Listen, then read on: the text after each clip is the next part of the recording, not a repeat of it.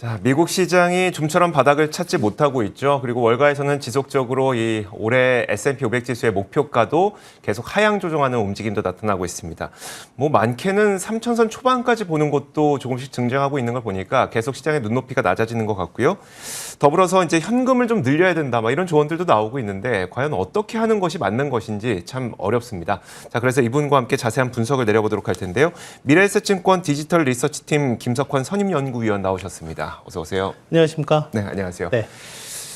일단 이것부터 한번 여쭤볼게요. 현금 비중을 지금 늘려야 되는 때인 것 같으세요? 어떠세요? 어떻게 생각하세요?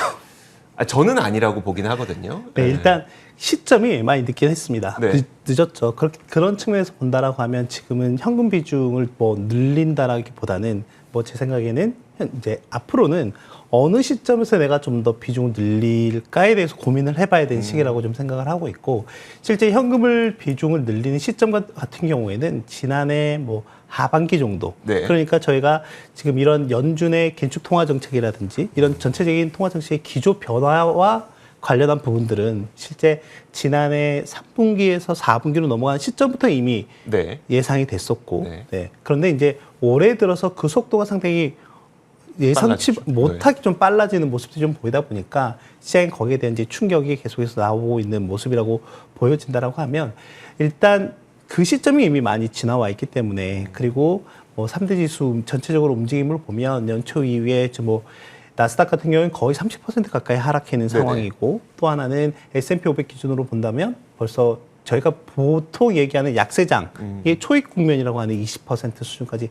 하락해 있는 상황이기 때문에, 그런 측면에서 본다라고 하면 앞으로는 좀 저점 부분을 좀 해봐야 된다. 그리고 이미 국내 투자자분들이 또 많이 보유하고 있는 기업들의 주가 퍼포먼스를 보더라도 대부분 좀 크게 낙폭이 와 있는 상황이에요. 네, 그런 측면에서 본다라고 하면 일단은 내가 어느 정도 수준에서 좀 평균 단가 자체를 좀 낮출 수 있을까? 그리고 네네. 향후에 바운딩이 나오는 국면에서 봤을 때 어떤 시점에서 다시 한번 이제 포트폴리오 전체적으로 조정을 할 수 있을지에 대해서 지금부터 좀 심각한 고민이 필요한 시점이다라고 생각이 됩니다. 지금 당장 뭐 현금 비중을 늘리라는 건 참 어렵겠지만, 그렇게 말씀하시는 거는 그러면 반등이 나왔을 경우에 현금 비중을 좀 늘려야 된다는 말씀이신가요? 아니면 이제 바닥이 곧 다가올 수도 있으니 그때 무엇을 들어갈까 고민해야 된다는 그런 의견이실까요? 그러니까 그 방금 말씀드린 그 현금 비중이라고 하는 거는 일단은 저는 추가적인 매수에 대해서 관점에서 말씀을 좀 드리고 네네. 있는 거고, 네. 그러니까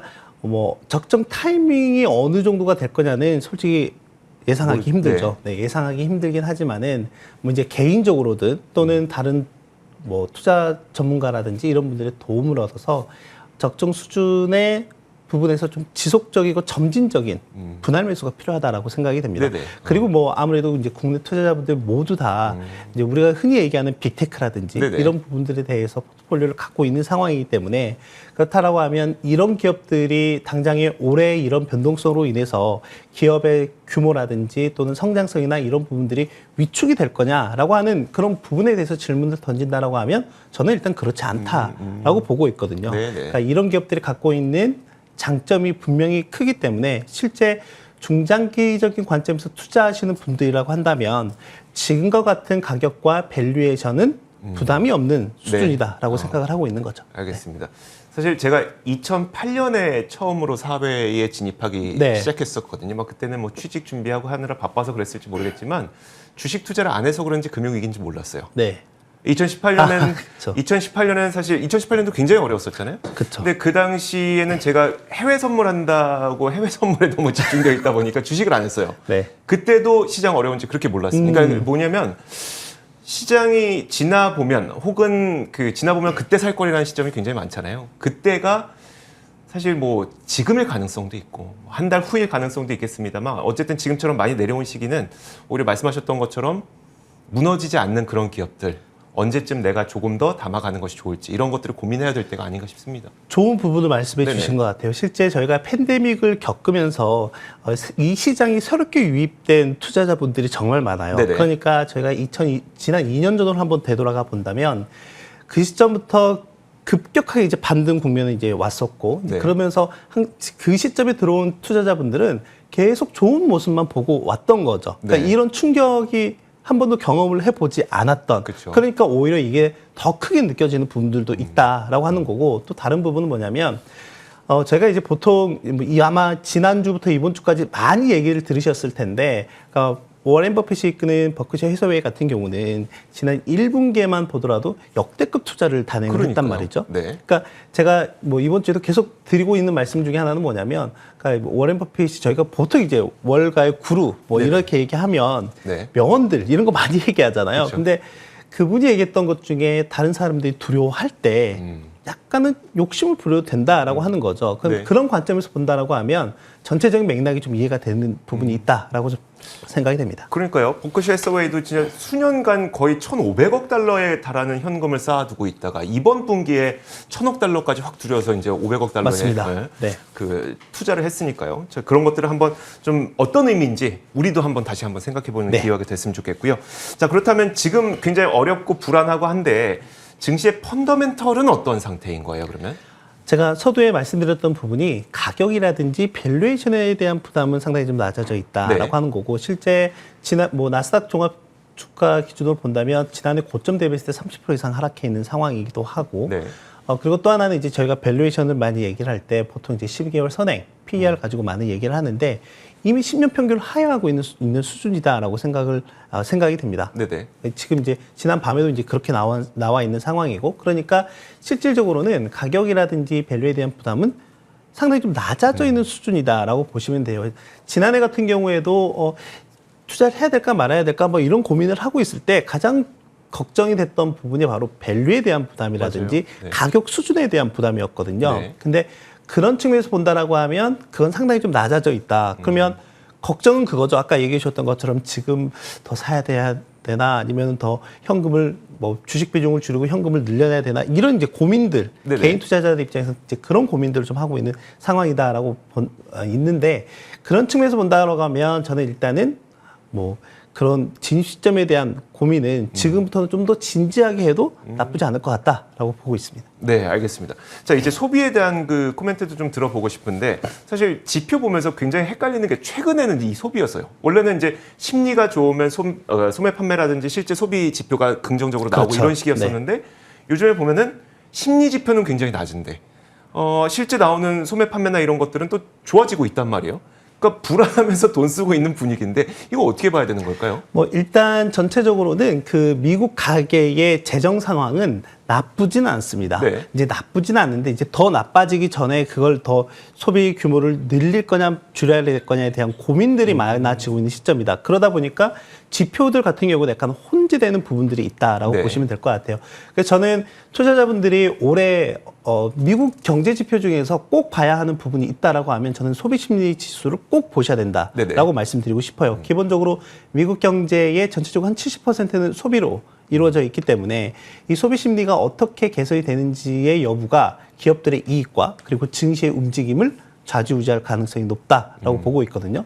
그런 면에서 보면 지난주에 발표된 미시건대 소비자 심리 지수가 2011년 이후에 최저치를 기록을 하고 있는 상황이고 네네. 그리고 이번 주에 발표되고 있는 소매업체들의 주가 움직임 또는 실적과 관련한 부분들을 좀 본다라고 하면 앞으로의 사라질 또는 없어질 것 같은 소비에 대한 걱정이 있는 거다라고 네네. 보시면 될 것 같아요. 물론 인플레이션으로 통한 뭐 비용 압박이라든지 뭐 여러 가지 공급망 이슈라든지 이런 부분들도 소매업체들의 주가 부진에 좀 영향을 미친 부분이 없잖아 있지만 그보다 더 중요한 거는 앞으로 소비가 둔화가 되면 어떻게 될까? 네. 그 앞단에 전체적으로 경기 둔화라든지 경기 침체가 계속 된다라고 하면 어떻게 될까에 대한 걱정이 이번 주에 좀 시장에 강하게 반영이 되고 있다라고 보면 될 것 같습니다. 알겠습니다. 자, 그렇다면 이제 이 소비 지표가 일단은 지금 심리가 상당히 안 좋은 거는 우리가 인정을 하겠는데 앞으로의 방향은 좀 어떻게 될 걸로 전망을 하고 계세요? 뭐 일단은 지금은 현재까지 좀 지표가 계속 좀 부진하게 나오고 있는 네네. 상황이기 때문에 앞으로 움직임을 좀 잘 봐야 될 것 같은데 저희가 여기에서 좀 충돌이 되는 부분이 있습니다. 네. 어떤 부분이 충돌이 되냐면 저희가 이제 코로나가 끝난 시점에서의 뭐 이연 소비라든지 보복 소비성 부분들이 좀 있거든요. 네네. 이제 그런 부분들이 앞으로 뭐 짧게는 한 분기, 길게는 한 2개 분기 정도 나타날 가능성이 높다. 네. 하지만 진정한 소비에 대한 이슈 같은 경우에는 올 하반기 정도에 좀 나타날 가능성이 있기 때문에 네. 뭐 당장에는 소비가 바로 뭐 침체나 이렇게 가지는 않을 것 같다라는 게 제 생각입니다. 그런 측면에서는 당분간은 뭐 소비 심리나 이런 부분들이 좀 어떻게 나오는지 좀 계속 팔로우할 필요가 있을 것 같고 네네. 그리고 또 하나는 이제 저희가 뭐 다음 주부터는 당장 미국도 소비 시즌에 본격적으로 그렇죠. 진입하는 네. 부분들이기 때문에 그런 측면에서는 일단 저희가 서두에서 앞서 말씀드렸던 것처럼 일단은 뭐 저희 국내 투자자분들이 또 많이 보유하고 있는 성장주라든지 네네. 또는 빅테크에 대한 중장기적인 관점에서의 포지션 확대에 대한 부분들을 하나 고려해 보실 필요가 있을 것 같고 네. 또 하나는 그러니까 워렌 버핏이 1분기에 투자 비중을 많이 확대했던 포트폴리오 또는 기업들의 면면을 보면 약간 인플레이션에 대해서 해지할 수 있는 그런 기업들에 대해서 투자 비중을 확대를 했었거든요. 네네. 그런 면에서 본다라고 하면 여전히 지금부터도 뭐 인플레이션 해지 또는 인플레이션 타겟팅을 통한 그런 플레이도 나쁘지 않다라고 보고 있습니다. 그런 측면에서 이제 대표적으로 실물자산 쪽에 대한 관심을 좀 가져보실 필요가 있을 것 같고 실물자산이라고 한다면 뭐 에너지라든지 곡물 이런 가격들이 있을 텐데 이 부분들은 앞으로도 좀 계속될 네. 이슈가 될 가능성이 있기 때문에 하나의 투자를 하실 때 참고할 만한 포인트가 되지 않을까 생각이 됩니다. 알겠습니다. 이렇게 에너지, 곡물 그리고 인플레이션 해지할 수 있는 그런 자산 이런 쪽으로 우리가 더 많은 관심을 가져야 된다라고 말씀을 해주셨습니다.